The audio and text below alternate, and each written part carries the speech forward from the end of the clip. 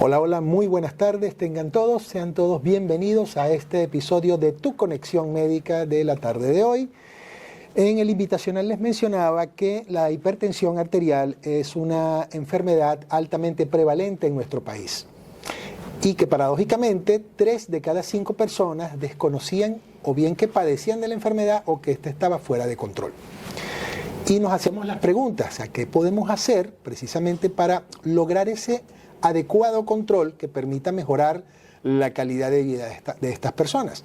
Y para ello vamos a tener como invitada pues, a una excelente amiga y colega, la doctora Andreina Requis, a quien se las estoy presentando. Andreina es médico internista, endocrinóloga y es actualmente la secretaria general de la Junta Directiva Nacional de la Sociedad Venezolana de Medicina Interna. Andreina, muy buenas tardes, bienvenida a tu espacio, Tu Conexión Médica, donde vamos a conversar acerca de un tema interesantísimo que es vida saludable para el paciente con hipertensión. Muchísimas gracias por la invitación, de verdad que para mí es un honor y un placer acompañarlos aquí en la tarde de hoy. Vale, Andreina, muchísimas gracias. Mira, entonces para ir entrando en materia, yo mencionaba primero de unas cifras que eran bien interesantes, ¿no? Y yo entiendo que también depende de qué población estés estudiando, pero alrededor de 1/3 de la población en general padece de hipertensión. Pero más de la mitad de la gente no sabe ni que la tiene o que está fuera de control. ¿Esto es así? Eso es así.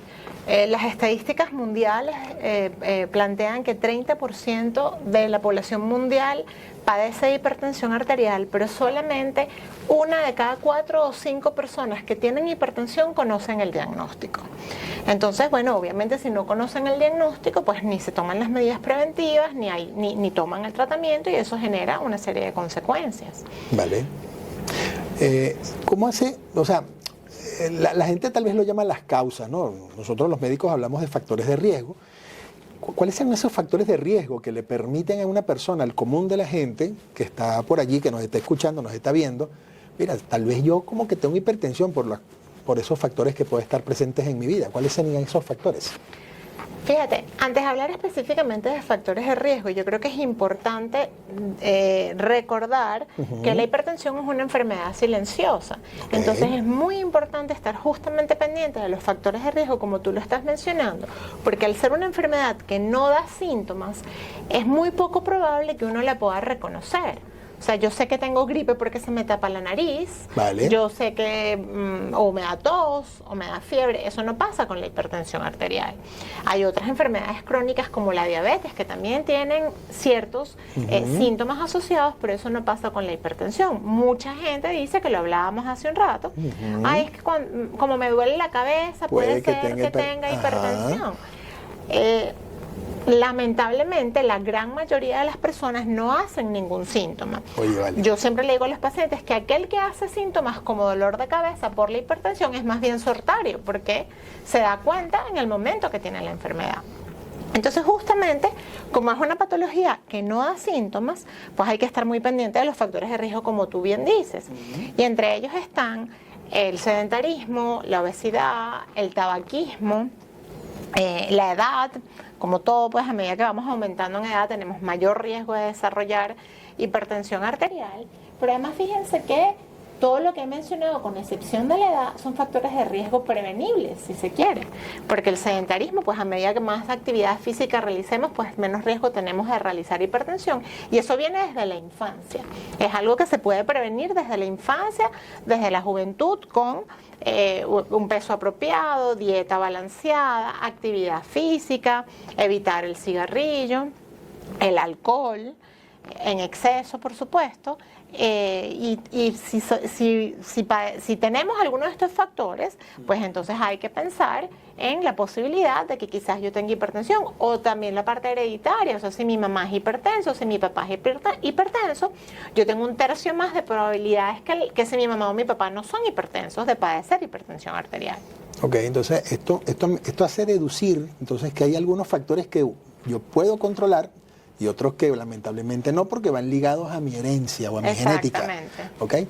Y tú hablabas también de unas complicaciones, que qué pasaba si yo no lograba ese control de la presión arterial. O sea, ¿qué le puede pasar a esa persona que o bien desconoce que padece de hipertensión arterial, o aún a sabiendas de que la tiene, no sabe o no ha aprendido a manejar esos factores de riesgo?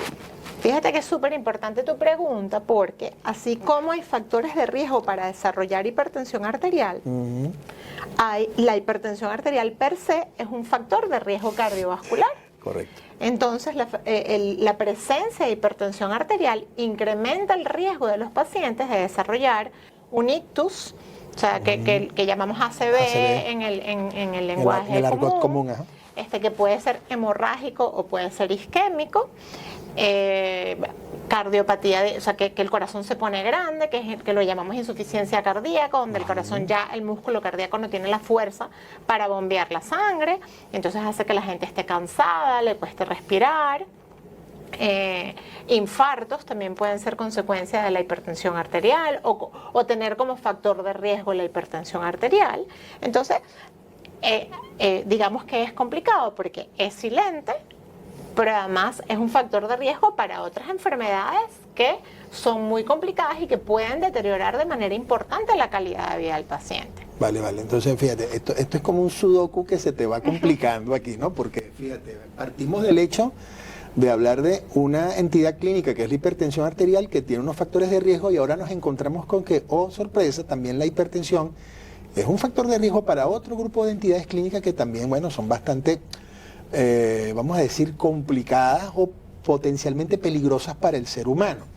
Entonces, cuando la gente se encuentra ante este panorama, entonces se pregunta, bueno, ¿y qué puedo hacer entonces? O sea, ¿cómo puedo yo lograr o qué puedo hacer en mi sencillez de las cosas que hago de mi día a día, de salir a la calle a trabajar o de ser padre de familia o de atender mi trabajo o mis estudios para lograr controlar la presión arterial?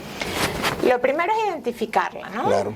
Lo más importante es identificarla. Y si bien dijimos que hay un porcentaje bajo, o sea, 30% de la población padece hipertensión arterial, pero Sí, de ese 30%, solamente un pequeño porcentaje conoce que es hipertenso. Entonces, lo primero que tenemos que hacer es buscar la manera de saber si soy o no soy hipertenso. Correcto. Actualmente hay muchas jornadas de despistaje de hipertensión arterial. En las cadenas de farmacias uno puede ir a tomarse la atención. En cualquier consulta médica te deben tomar la presión arterial. No necesariamente tiene que ser el internista o el cardiólogo. En cualquier consulta a la que uno vaya, el médico está capacitado para tomar la presión arterial. Un entrenamiento básico para cualquier médico. Y enfermería también. También, correcto. Entonces, cualquiera. Obviamente, con una sola toma de presión arterial, pues uno no le va a decir al paciente que es hipertenso, sobre todo si no es tu especialidad, pero lo puedes alertar, le puedes decir, concha, le tienes la cifra de presión arterial un poquito alta, es importante que te cheques con alguien que te vaya a orientar cuál es el tratamiento y la prevención.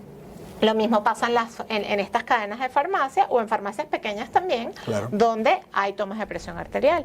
Igual que también hay jornadas de salud donde la gente se toma la presión arterial. En las oficinas normalmente hay un servicio médico donde pueden tomar la presión arterial, o a lo mejor tu vecina tiene un tensiómetro porque es hipertensa y te puedes tomar la presión arterial, anotar el valor y ir a preguntarle a alguien si eso está bien o no. Está bien.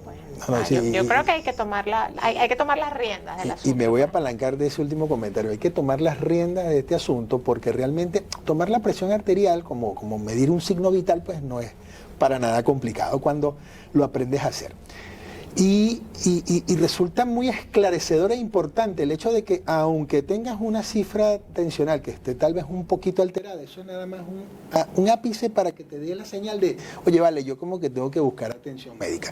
Y como muy bien lo dices, no esperar a que, es que tengo que buscar las citas con el internista tal o con el cardiólogo tal. No, con tu médico de cabecera, con el médico de tu confianza, con el cual tú te sientas más cómodo para mencionarle estas cosas. Acude a él, que valide lo del tema de la presión arterial o del valor alterado que obtuviste y bueno, ve con ese médico para que inicies ya una consulta de control propiamente dicha. Entonces, una vez que identificamos a estos pacientes, oye, vale, ya identifiqué probablemente o muy probablemente soy hipertenso. Ya acudo al médico, ya me ponen en control y me ponen en algún tratamiento. Hay algunas medidas generales que esta persona ahora sí debe cumplir para buscar mantener a raya la presión arterial elevada.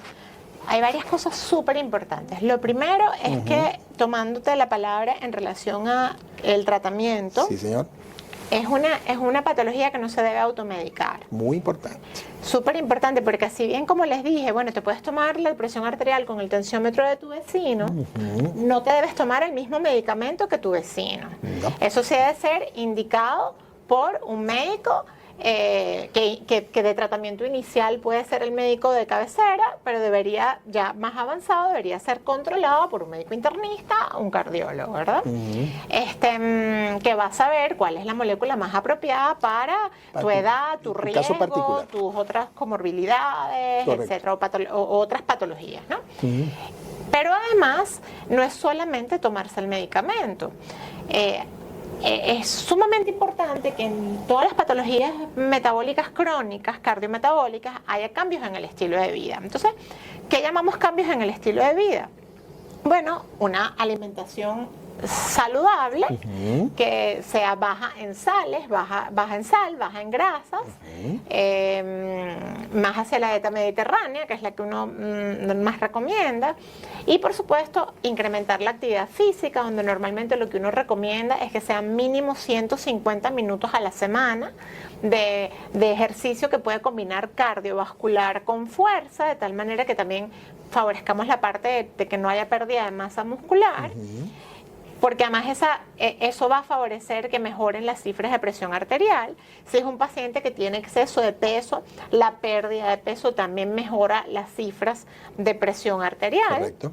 Y ahí es importante acotar que cuando tenemos un paciente con hipertensión y está en tratamiento y tiene una pérdida de peso importante, muchas veces hay que ajustar los medicamentos hacia abajo, ¿no? En dosis me refiero. Y lo cual entonces es favorable para el paciente porque va a tomar una dosis más baja del medicamento. Una cosa que es importante, como la gran mayoría de las enfermedades crónicas, es que la hipertensión es una enfermedad que se controla, pero no se cura. Es bien poco probable que alguien que haya tomado tratamiento para la tensión por mucho tiempo vaya a dejar de tomarlo. Puede ser que se bajen las dosis, por ejemplo, con pérdida de peso o con cambios en el estilo de vida, pero eliminar completamente el tratamiento es poco probable que vaya a ocurrir. Pero un paciente bien controlado no tiene por qué desarrollar ninguna de las complicaciones crónicas de la enfermedad. Oye, muy bien. Va a vivir perfectamente sano, pues. Ok, bueno, recordándoles a las personas que nos ven y que nos escuchan a través de las cuentas @grupoleti y @genbenbzla, que estamos conversando con la doctora Andreina Requis, médico internista y endocrinóloga, acerca del tema vida saludable para el paciente con hipertensión. Vayan haciendo sus preguntas, que la cosa se está poniendo muy buena.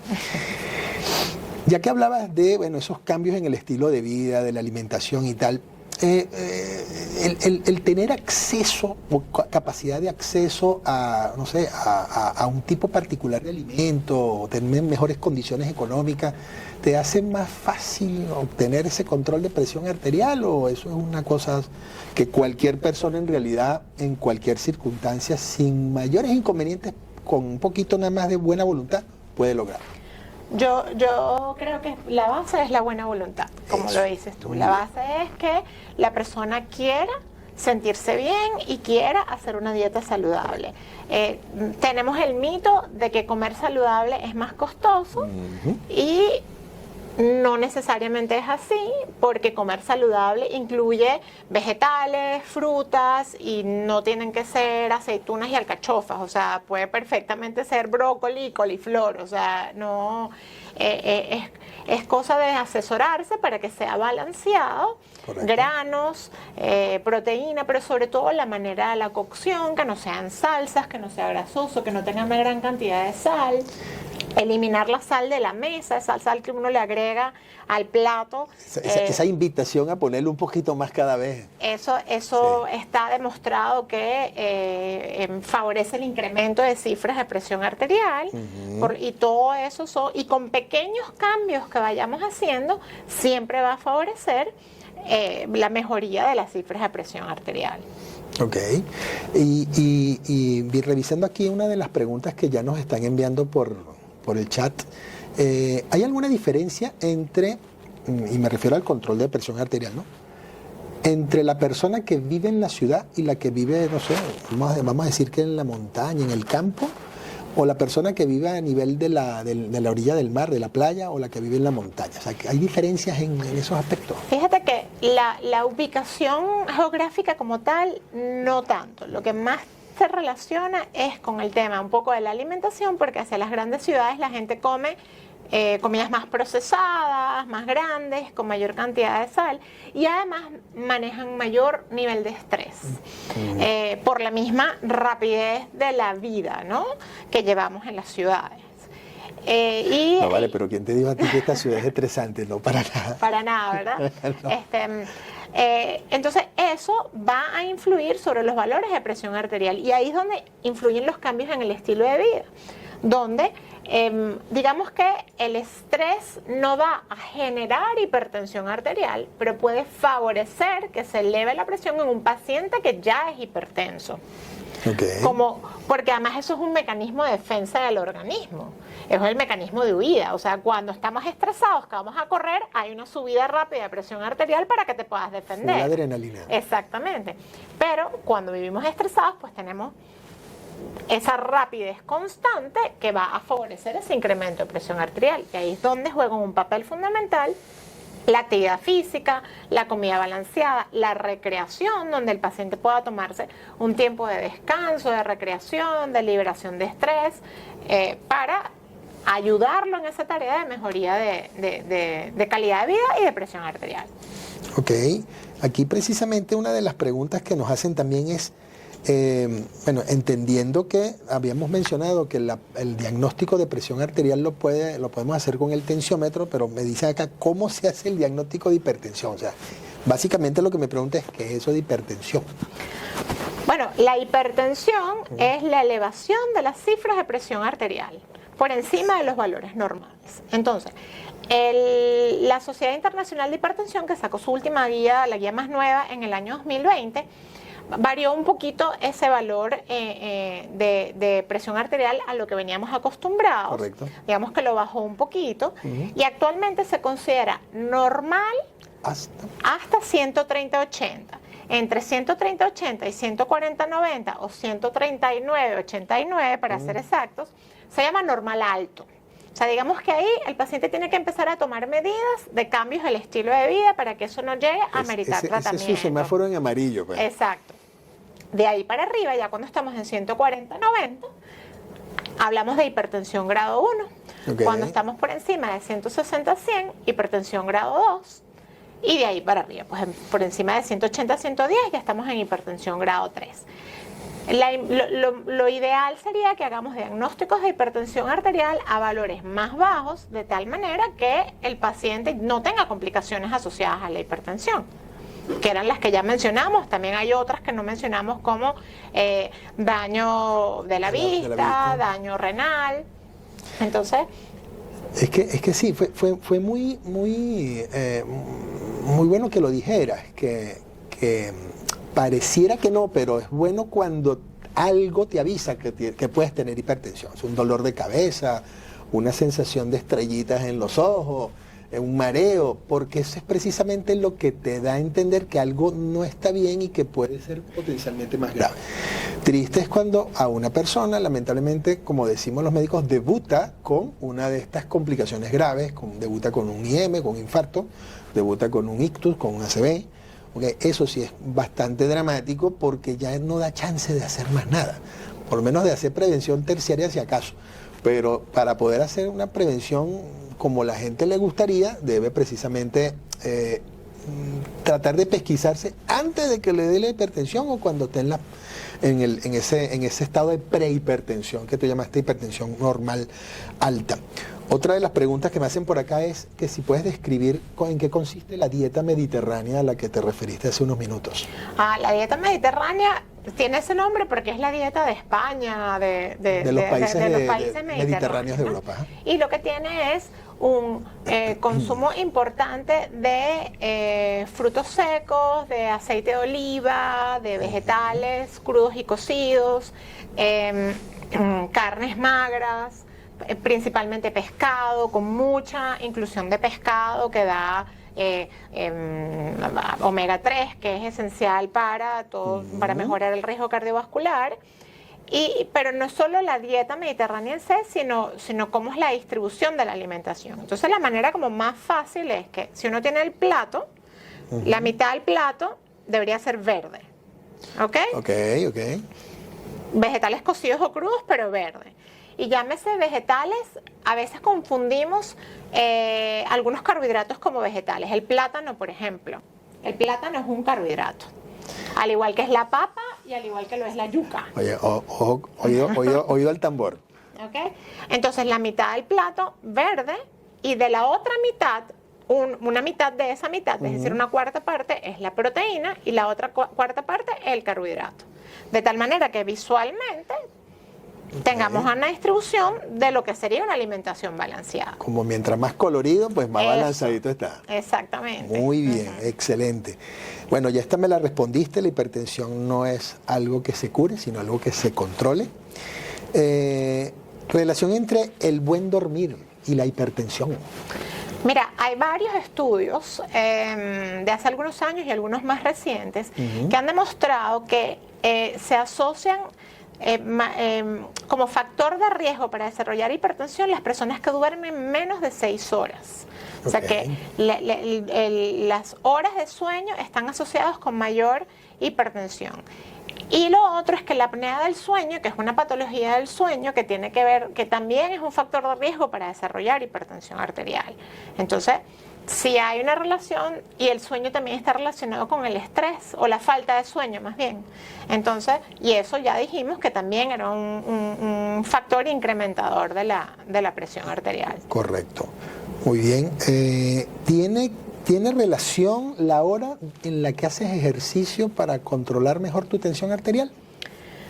Yo creo, fíjate, el primer mensaje es que la hora de hacer ejercicio es la hora que sea cómoda para el paciente. ¿Okay?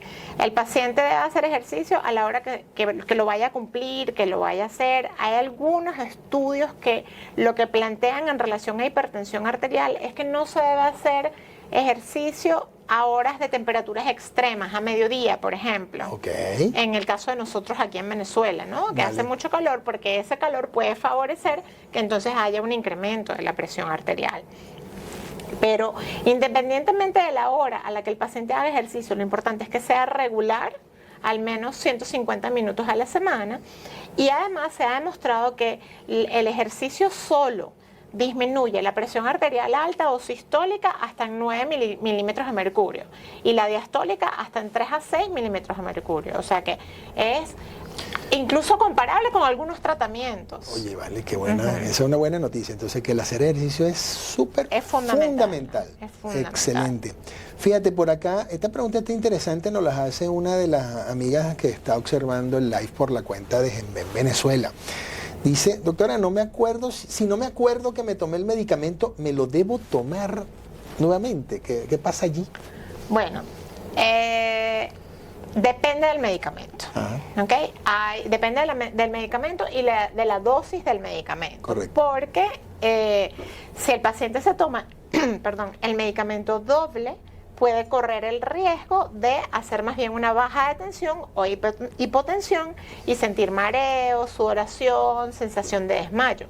Okay. Entonces, hay que, en la medida de lo posible, tratar de...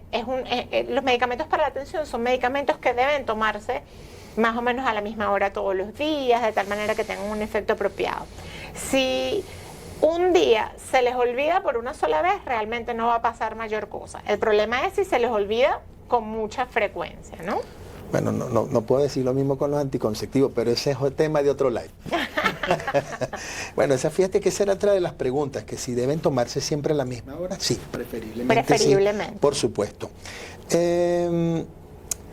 ¿Qué hacer entonces cuando a una persona se le sube la tensión y no está diagnosticada como hipertenso? Bueno, yo creo que ya eso lo habíamos explicado, pero refréscaselos, por favor. No, o sea, cuando a una persona se le sube la presión arterial en un momento puntual, primero hay que corroborar si es una situación de estrés, lo que llamamos hipertensión por estrés. Okay. Pero no es estrés eso sí ya no es estrés de trabajo, sería por ejemplo un accidente de tránsito, una situación un poco más aparatosa y que el paciente llegue a la emergencia con la presión arterial elevada.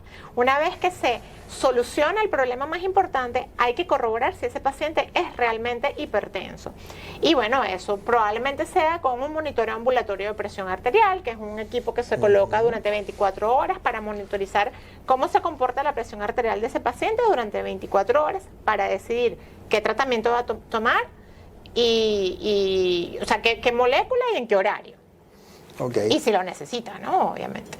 Bueno, por aquí y resultó pintoresco que lo dijera, ¿no? El estrés del trabajo. Hay una pregunta relacionada con el estrés en el trabajo, la influencia del trabajo en el control de la presión arterial. Eso tiene que ver con el tipo de trabajo, la hora del trabajo, el lugar del trabajo. Fíjate que todo volvemos a lo mismo, ¿no? Está relacionado con el estrés y la relación que tiene esa actividad estresante sobre la calidad de vida del paciente, ¿no? Que va a influir entonces, o de la persona, pues, que va a influir en el sueño, en la alimentación. Normalmente la gente que tiene trabajos de mucha demanda tampoco come bien, entonces hay una cantidad de factores relacionados con eso que a su vez van a favorecer la hipertensión arterial. Pero además hay un tema interesante que dijiste de los horarios de los trabajos. Aquellas personas que no tienen horarios fijos, que hacen guardias nocturnas, por ejemplo, que los médicos, las enfermeras, los vigilantes, los artistas, los productores de los camarógrafos, o sea, la gente que no tiene horario para trabajar, por lo general tiene difícil control de enfermedades crónicas. Oye. Porque hay una falta de sueño y además hay un descontrol en la toma de medicamentos en relación a la patología, sea cual sea, ¿no? Hace más difícil el control. Y sobre todo en situaciones en las que de pronto, bueno, tengan que tener de a 2 y 3 trabajos, que tal vez no es lo más común, pero también puede suceder. ¿Con la hipertensión se nace o esta se hace? Fíjate, uno nace con el factor de riesgo de la herencia. O sea, si mi mamá es hipertensa, pues yo tengo más riesgo que alguien que no tenga una mamá hipertensa de desarrollar hipertensión arterial. Pero si yo tengo ese factor de riesgo, pero hago ejercicio, como balanceado, llevo una calidad de vida decente, donde tengo esparcimiento, tengo descanso, tengo menos probabilidades de desarrollar hipertensión que si todo lo contrario. Entonces yo creo que es un poquito de cada cosa, ¿no? Hay lo que traes en la mochila ya de herencia, más lo que vas generando por los factores ambientales que van influyendo en tu día a día. Sí, pues. Definitivamente todo juega un papel importante acá. Bueno, no sé si la persona se animó con el comentario que hice de los anticonceptivos, pero me lanzan una pregunta que tiene que ver con eso. Dice, pacientes hipertensas, mujeres fértiles hipertensas, ¿pueden seguir tomando anticonceptivos? O sea, sí. A ver, siempre tiene que haber una evaluación por parte de su ginecólogo y de su internista, porque la paciente que toma anticonceptivos tiene un incremento del riesgo cardiovascular propio asociado a las hormonas, aunque cada vez menos, porque los anticonceptivos cada vez tienen dosis más bajitas. Sin embargo, ese riesgo siempre está ahí como pequeñito, implícito. Pero sí deben tener su control tanto de la hipertensión como de la anticoncepción. Y si esa mujer decide quedar embarazada y dejar los anticonceptivos, tiene que tener un control estricto de la presión arterial, tanto antes del embarazo como durante el embarazo. De tal manera que todo llegue a feliz término y no se complique hacia el tercer trimestre. Sí, ahí también me agarro de la colita para un comentario, ¿no? Los anticonceptivos hormonales combinados, que combinan progestinas y estrógenos, por lo general, si hay control de la presión arterial, puedes seguirlos usando bajo un criterio de riesgo-beneficio, ¿ok? con mucha vigilancia, ¿ok? Pero hay un grupo de anticonceptivos de solo progestágenos que son bastante seguros para usar en esta edad, en este grupo de mujeres. Lo que es indudable es lo que mencionaste también al final. O sea, si esta paciente llega a quedar embarazada, siendo hipertensa, tiene un riesgo también de desarrollar complicaciones producto de esta hipertensión durante su embarazo, por lo cual el control debe ser mucho más estricto en estos casos. Bueno, ya por acá, ya para ir cerrando, porque estaba viendo que no tenemos más preguntas del público, pero sí teníamos unos comentarios. Bueno, agradeciendo tus respuestas y tu participación a todo este bello público, pues me gustaría que por favor, bueno, le puedas dar algún mensaje final en relación pues a este tema central de nuestro conversatorio de hoy, que es el de vida saludable para el paciente con hipertensión. Bueno, la cámara.